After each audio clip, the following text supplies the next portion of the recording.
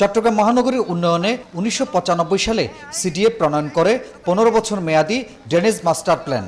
আর ২০০৯ সালে চট্টগ্রাম ওয়াসা প্রণয়ন করে স্যানিটেশন মাস্টার প্ল্যান। এর মধ্যে শেষ হয়েছে দুটি মহাপরিকল্পনা বাস্তবায়নে নির্ধারিত সময়ও, কিন্তু কাজের কাজ কিছু হয়নি। সামান্য বৃষ্টিতে নগরী তলিয়ে যায়, সৃষ্টি হয় জলাবদ্ধতা। এই অবস্থায় আবারও উদ্যোগ নেওয়া হয় ড্রেনেজ মাস্টার প্ল্যান ও স্যানিটেশন প্ল্যান আধুনিকায়নের। বিশ্বব্যাংকের আর্থিক সহায়তায় এ দুটি মহাপরিকল্পনা হালনাগাদ করার কাজ করছে চট্টগ্রাম ওয়াসা। পরিকল্পনা বাস্তবায়নে বৈঠক হয় সিটি মেয়র সহ জনপ্রতিনিধিদের সাথে। তুলে ধরা হয় মহাপরিকল্পনার বিভিন্ন দিক। সিটি কর্পোরেশন যে কাজটা করছে সেটাকে আরো উন্নতভাবে করার জন্য তাদের ম্যান্ডেটটা একটু কনফার্ম করতে হবে। কাজটা আপনি সিটি কর্পোরেশনের লোক দিয়ে করাবেন নাকি ওয়াসা দিয়ে করাবেন, এই সিদ্ধান্তটা আপনাদেরই নিতে হবে। আবর্জনা যেগুলো হয়, যেগুলো আমাদের কিচেনে, ঘরে, রাস্তাঘাটে আবর্জনা ছড়িয়ে পড়ে, এগুলো সলিড ওয়েস্ট ম্যানেজমেন্ট, এটাও কিন্তু সিটি কর্পোরেশনের দায়িত্ব।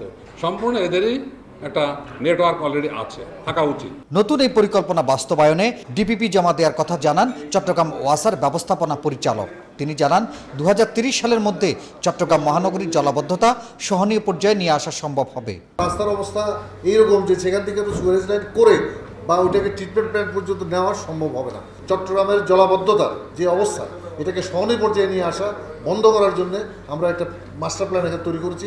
সমস্ত খালগুলো স্টাডি করে, যে মানুষের দখল কী অবস্থা আছে এগুলো স্টাডি করে, দখল মুক্ত করার জন্য কী করা উচিত, এই সব স্টাডি করা হয়েছে। এদিকে জলাবদ্ধতা নিরসন এবং নগর উন্নয়নে জনসচেতনতা বাড়ানোর তাগিদ দিয়েছেন মেয়র আজম নাসির উদ্দিন।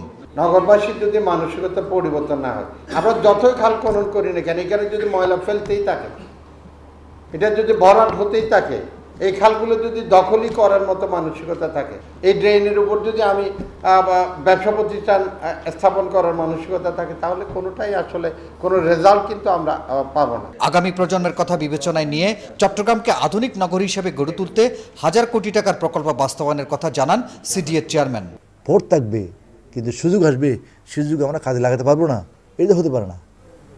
সুযোগ আসবে, কিন্তু এই সুযোগ আসবে এটা কনফার্ম ইনশাল্লাহ। এই সুযোগ আসবে এটা জেনে শুনেই আমরা হাজার হাজার কোটি টাকার প্রকল্প নিয়ে এগিয়ে যাচ্ছি। দীর্ঘমেয়াদী পরিকল্পনার পাশাপাশি স্বল্প ও মধ্যমেয়াদী পরিকল্পনার মাধ্যমে জলাবদ্ধতা নিরসন এবং সুয়ারেজ ব্যবস্থা গড়ে তুলতে সংশ্লিষ্ট কর্তৃপক্ষ প্রয়োজনীয় উদ্যোগ নেবে, এমনটাই প্রত্যাশা নগরবাসীর। হাসান ফেরদৌস, ২১শে টেলিভিশন, চট্টগ্রাম।